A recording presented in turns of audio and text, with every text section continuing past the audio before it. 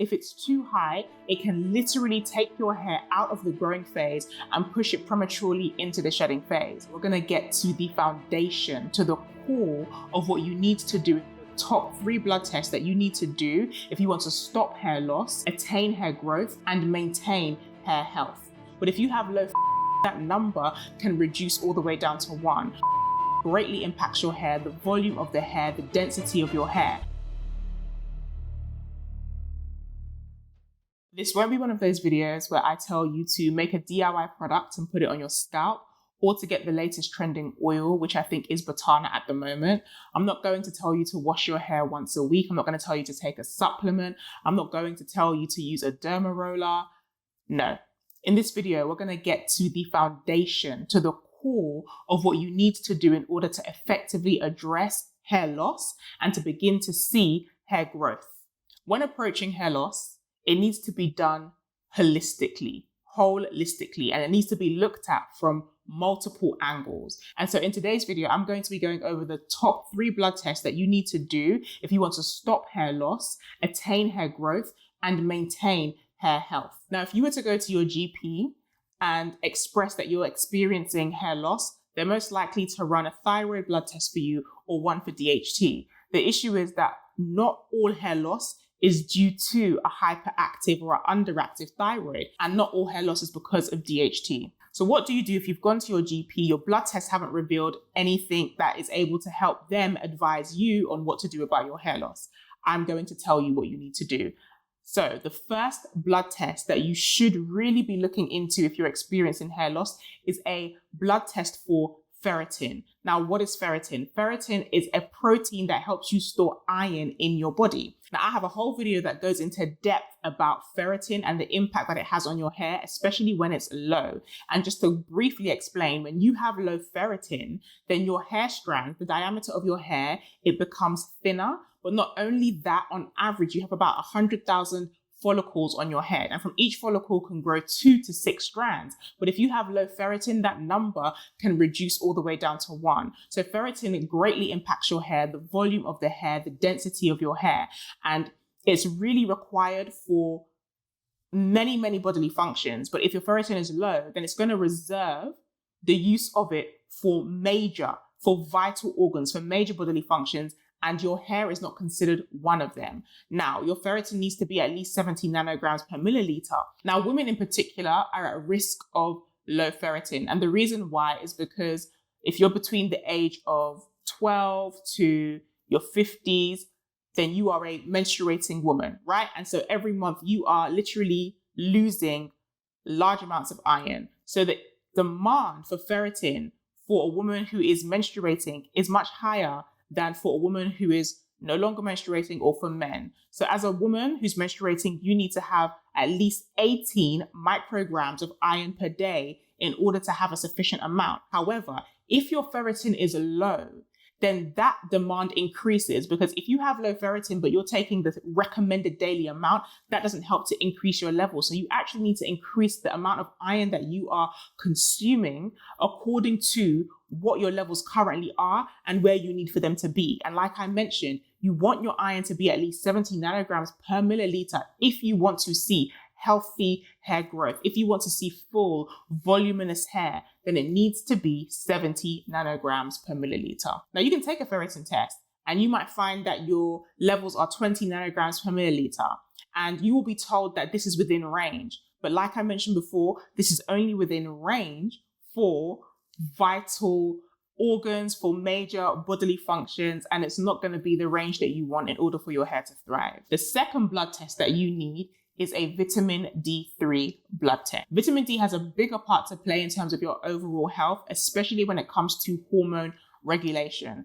And hormones directly impact your hair, right? So there are certain hormones within your body. If it's too high, it can literally take your hair out of the growing phase and push it prematurely into the shedding phase. And making sure that you have enough vitamin D helps to balance and helps to regulate those hormones. So for instance, if you have too much cortisol, which I'll speak about next, if you have too much cortisol, which is caused by stress or by diet, then that pushes your hair into the shedding phase. If you have too much testosterone, then testosterone is converted into DHT.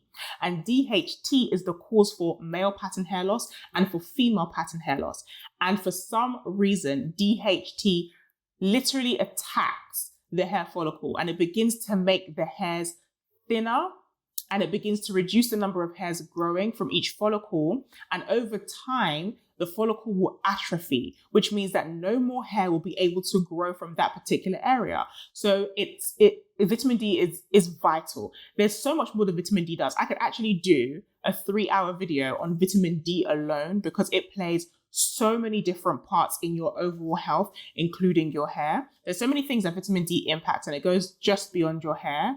But what you need to know for this video is that it should be at least 60 nanograms per milliliter. 60 to 100 is fine. And before I go on to the third important blood test for addressing hair loss and seeing hair growth, if you would like an action plan, if you would like clarity about what you need to do to truly address your hair issues and to have phenomenal hair and to be the most phenomenal and confident version of yourself, if you would like a certified trichologist to guide you, to give you advice, to give you an action plan, then click the link in my description for my free training. It is extremely valuable. You will walk away with clarity on what you need to do. And at the end of it, if you would like to work with me, whether it's one-to-one or if you would like to be a part of my Strand Salvation community, where I coach you every single month and you are surrounded by women who are on the same journey as you, motivating you, helping to keep you consistent, then I'll also speak about how you can do that as well. The link with all of the information is in the description box below.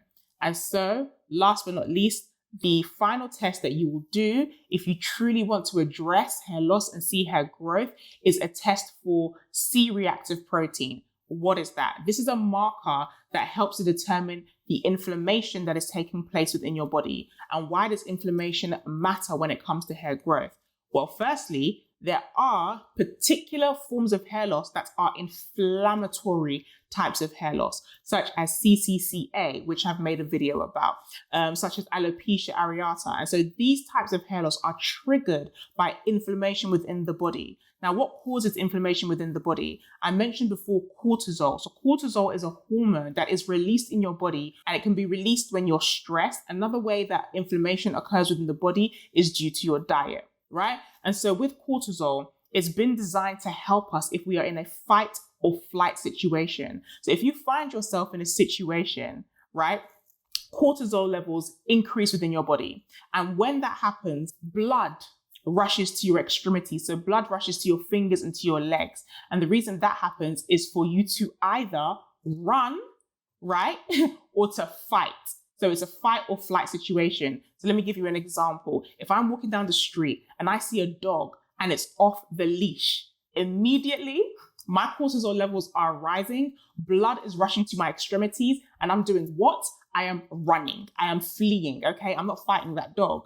And so in that instance, my body requires those cortisol levels in order for me to respond for survival. But the problem is your body should not be in that state permanently. And when you are stressed, right? When you are thinking about the fact that maybe you have bills to pay, you're not making enough money, when you are thinking about the person who has wronged you and anger is rising in your heart, you are stressed because you're thinking about things that cause your cortisol levels to rise, but you're not actually physically moving your body in response to that rise of cortisol. That causes inflammation within your body, right? You should not be in that permanent state. But when you are, like I mentioned, cortisol rises, and cortisol has a direct impact on your hair's life cycle, pushing it from the growing phase into the shedding phase, right? So that's one way that your inflammation occurs within your body. And the second way is through your diet, right? Sugar causes inflammation. I'm going to repeat that. Sugar causes inflammation. So if you have an inflammatory type of hair loss, you want to stay away from sugar. And let me tell you something.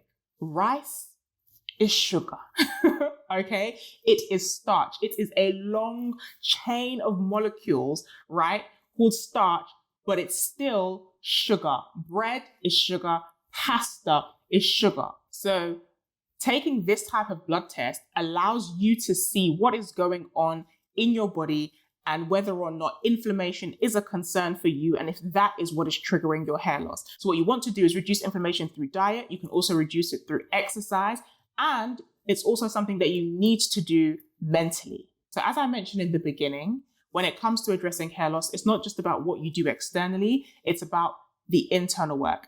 And blood work is crucial. And this is why, as I've been studying hair loss, hair growth, I've realized that it's something that needs to be addressed holistically. And that's why I created my SMP framework. What does that mean? S is for scientific. So I look at hair from a scientific perspective and sometimes spiritual. M is for mentality and mindset, and P is for physical and practical. And when you address hair loss from this perspective, that's when you're able to achieve phenomenal hair. That's when you're able to finally be that confident, phenomenal version of yourself, because you're addressing it holistically. It has more than just an impact on your hair, it goes beyond that. And if you would like to learn more about how to approach hair holistically, then click the link in the description for my free training. You will walk away with clear action steps, valuable insights, knowledge, and understanding that you can begin to apply.